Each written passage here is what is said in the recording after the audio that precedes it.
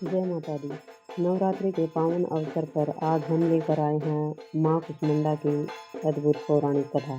अगर आप सच्चे दिल से माँ की कृपा पाना चाहते हैं तो इस कहानी को पूरा सुनना और वीडियो को लाइक व शेयर जरूर करना। माँ कुष्मांडा की चमत्कारी कथा सुनते हैं। चौथे नवरात्रि के दिन माँ दुर्गा के कुष्मांडा स्वरूप की पूजा की जाती है। माँ कुष्मांडा को सृष्टि की आदि शक्ति कहा गया है, क्योंकि उन्होंने ही अपनी मंद मुस्कान से इस ब्रह्मांड की रचना की थी। एक समय ऐसा था जब ब्रह्मांड में अंधकार ही अंधकार था, न समय था, न जीवन, न सूर्य। तब आदि शक्ति ने अपनी मुस्कान से सूर्यमंडल की रचना की। तभी से माँ कुष्मांडा को सूर्य की अधिष्ठात्री देवी कहा जाता है। उनके तेज से ही सूर्य का प्रकाश सबको जीवन और ऊर्जा देता है।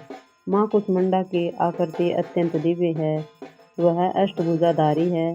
उनके 8 हाथों में कमंडल, धनुष, बाण, कमल, अमृत कलश, गदा, चक्र और मंत्रमय जपमाला सुशोभित रहती है। वे सिंह पर सवार होती हैं और सदैव भक्तों को सुख, शांति और समृद्धि का आशीर्वाद देती हैं।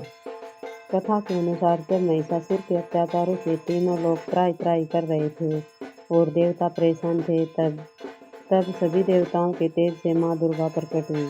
माता ने अपने अलग अलग स्वरूपों से असुरों का संहार किया, लेकिन संपूर्ण सृष्टि की उत्पत्ति, पालन और संहार की शक्ति माँ कुष्मांडा के भीतर निहित है। यही कारण है कि इन्हें सृष्टि की आदि शक्ति भी कहा जाता है।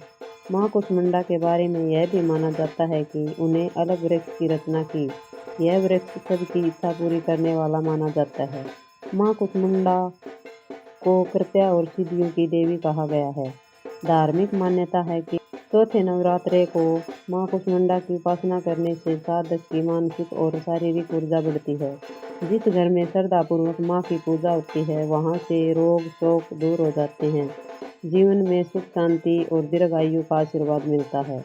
माँ कुष्मांडा को अन्नपूर्णा भी कहा गया है, क्योंकि इनके प्रभाव से जीवों को भोजन प्राप्त होता है। माना जाता है कि अगर कोई भक्त भूखे प्यासे को भोजन और जल प्रदान करता है तो माँ अत्यंत प्रसन्न होती है। पूजा विधि में चौथे दिन सुबह स्नान कर स्वस्थ वस्त्र धारण करें। माँ कुष्मांडा की प्रतिमा या चित्र पर जल, अक्षत, रोली, पुष्प, धूप और दीप अर्पित करें।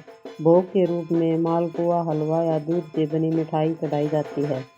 माँ कुष्मांडा विशेष रूप से कद्दू से प्रसन्न होती है, इसलिए कद्दू का भोग चढ़ाना अत्यंत शुभ माना जाता है।